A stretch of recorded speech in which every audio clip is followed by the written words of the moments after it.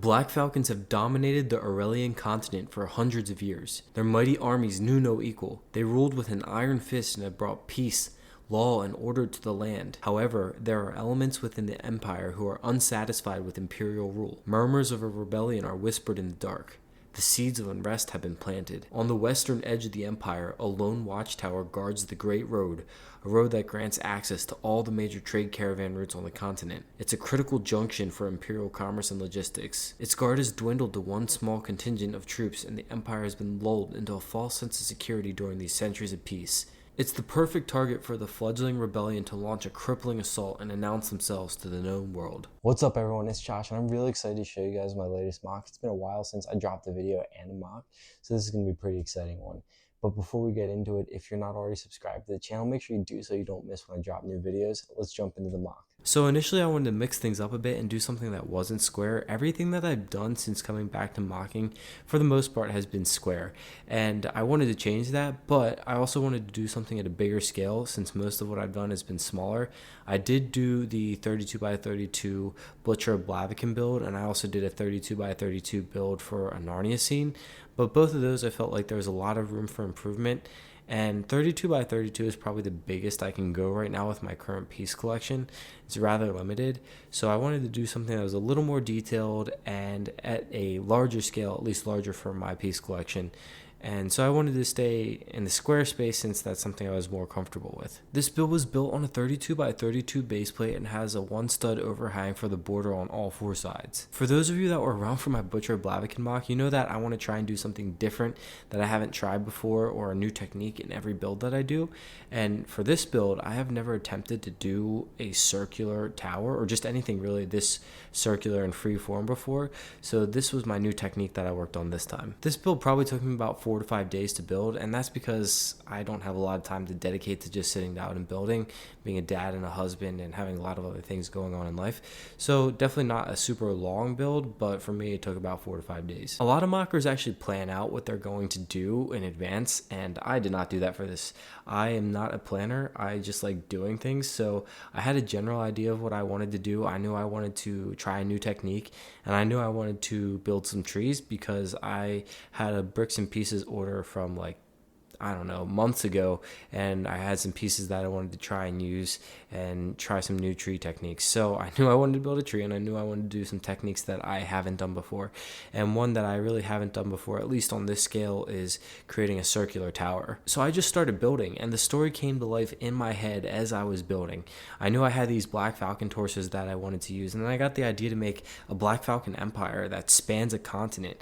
And so I just started writing this story in my head of the Black Falcon in this watchtower and a rebellion forming against the Black Falcon Empire, and it all kind of came together as I was building. And now I'm really excited about it, and I'm going to do more builds based off of this world that I've made in my head, Aurelean, that's going to feature the Black Falcon Empire and this ensuing rebellion. So as I started building and the story started coming to me, I knew that I wanted to focus this build on a lonely, isolated watchtower that overlooked a wide expanse of land, almost like Weathertop in Lord of the Rings. And that was perfect for trying a new technique in every build that I do, because I haven't ever built something this circular at this scale. I've done a couple like small circles, but I've never built like a full-on tower at this scale in a circular fashion, at least not without preformed circle pieces. For those of you who don't know, I just got back into building this year in March, so my knowledge of current building techniques isn't completely up to speed yet, and my piece collection is definitely lagging,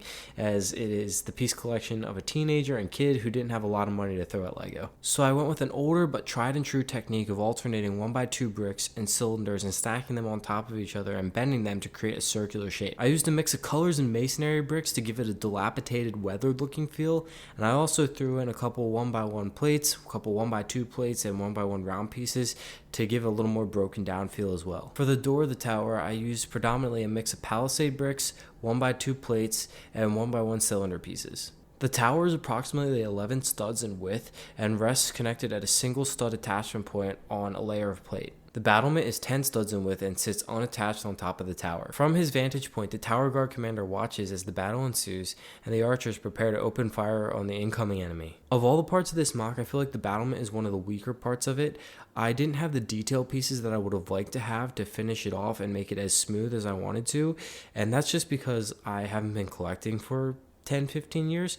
So as my piece collection grows, I feel like there's going to be a lot of opportunity for those more detailed areas to become more refined. Overall though, I am still pretty satisfied with how the battlement and the exterior of the tower turned out. I think they do look pretty decent. Moving on to the interior. Interiors have never been one of my strong suits. It's something I've always struggled with, but I did want to include one in this build, and it was hard because there wasn't a lot of room to work with. Like I said, this is only about 11-ish studs wide. It's not a perfect 11 studs. It's probably like 10 and a half, maybe 11 and a quarter. So not a lot of room to work with, and odd dimension at that. I feel like I could have built a more aesthetically pleasing looking interior if I only built the ground floor, but I did want to have multiple floors. To achieve that, I had to build this scaffold skeleton looking rig to try and add that additional floor, because I couldn't add pieces going across. I couldn't add any plates going across in the interior of the tower because I had already completed it when I decided I wanted to put the interior in. I didn't feel like ripping it out to try and add some 1x plate to try and create a second floor. Also, I don't know if that actually would have worked since it's about 11 studs wide, not actually 11 studs wide. So it would have been a lot of finagling to try and use some 1x plate combinations to try and create a area where I could build a second floor on. So I think my little scaffold system was probably the best option I had at the current time, but I'm interested to see if you guys have any ideas of how I could have built that interior better. Looking at the interior though, it's pretty simple. You have an armory where you can grab your equipment. Up to the next level, there's a bunk where you can sleep, and then all the way up to the battlement. The next thing I wanted to focus on in this build was building some cool trees. Usually my trees turn out rather blocky, and I wanted to try and use some of these new pieces that I got to create some interesting angles, interesting shapes, and make them a little more lifelike rather than just looking like they're straight out of Minecraft. I do have to say, I'm pretty thrilled with how these trees turned out. I knew I wanted to build a bigger tree and then 1 or 2 smaller trees, and this big tree was pretty hard to build actually because it was so top heavy. It kept falling over and collapsing as I was trying to put together.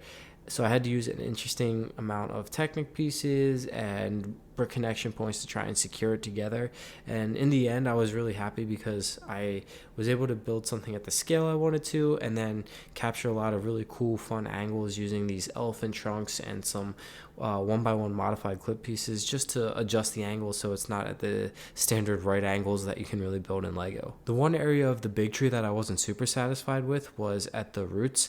I had a different root design initially, but because of the weight of the tree, I had to adjust it, and it turned out looking a little more blocky at the bottom than I wanted it to. So I will have to mull over how to fix that moving on in the future when I build different trees. The smaller of the 2 trees is actually probably my favorite though. I got to use the original root design that I wanted to use on the bigger tree, and it wasn't strong enough to support the big tree. And even though this looks a little more blocky, I still think it looks rather lifelike, and I just love how it sits and how the tree limbs are sitting. Let me know though what you guys think. Is the bigger tree better or is the smaller tree better? The rest of the focus of this build was working on my landscaping. I wanted to add different areas of elevation into the MOC and then blend them in well. That's always been something that I really struggle with. And then plant placement, vegetation placement is something I've not been great with either. Just some of those more attention to detail type things. Usually when I try and build elevation into a MOC, it ends up looking rather blocky, and then I fill it in with green grass stalks, and then it looks really green. So I really didn't have the pieces though before to add different pops of color or different height to my vegetation to really allow me to blend things in well. And a couple pad wall visits and bricks and pieces orders gave me a few new pieces that I could try to experiment with. So I was able to use these like 3-prong leaf pieces, the stem version, and then the like little 3-leaf ones that have a stud on them, and some of these taller stems with the little curly piece on top. I'm not sure the technical name for each piece, but those gave me a variety of pieces that I was able to scatter in among the still predominantly green grass stems that I have to add a little more color and a little more elevation in terms of my vegetation placement. And I think that gave it a lot more realistic feel, and it's still not great. It's still not perfect where I want it to be, but I think as I continue to add pieces that it will improve my vegetation placement and my vegetation look, and also just watching other mock builders, getting ideas on techniques. If you guys have any recommendations or suggestions for how to improve landscaping, I'm happy to hear them because I'm always trying to improve my building process. And last but not least is figure placement, so I could tell this story. I knew I wanted to have the Black Falcon Empire versus this new fledgling rebellion.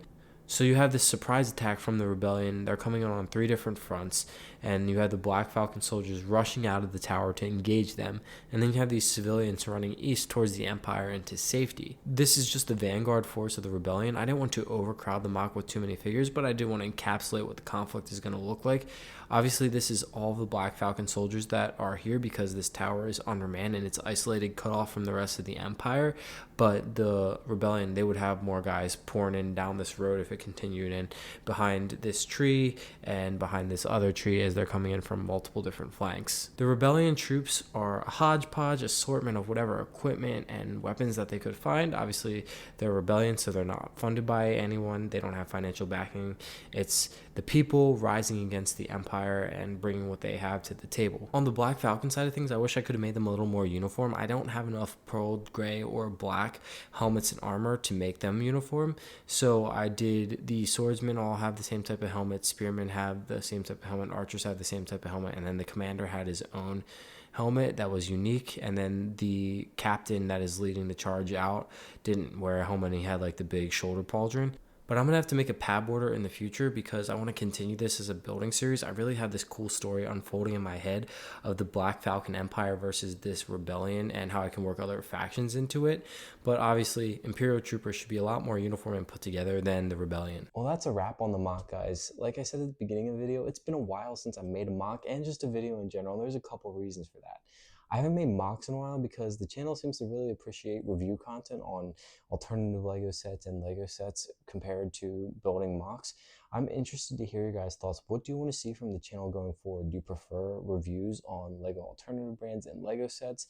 Or would you like to see a little more mock building mixed into it? I'm trying to find the right balance of content and find what you guys want to watch. In terms of the delay in making content, I've had a lot going on in my personal life. My wife and I found out we're expecting baby 2.0, so really excited about that. And just that and some other stuff in life have really slowed me down in my ability to produce weekly videos. I'm trying to get back into it. I really do enjoy making these videos and creating the content. It is a bit of a slog when it comes to editing. Video editing isn't fun.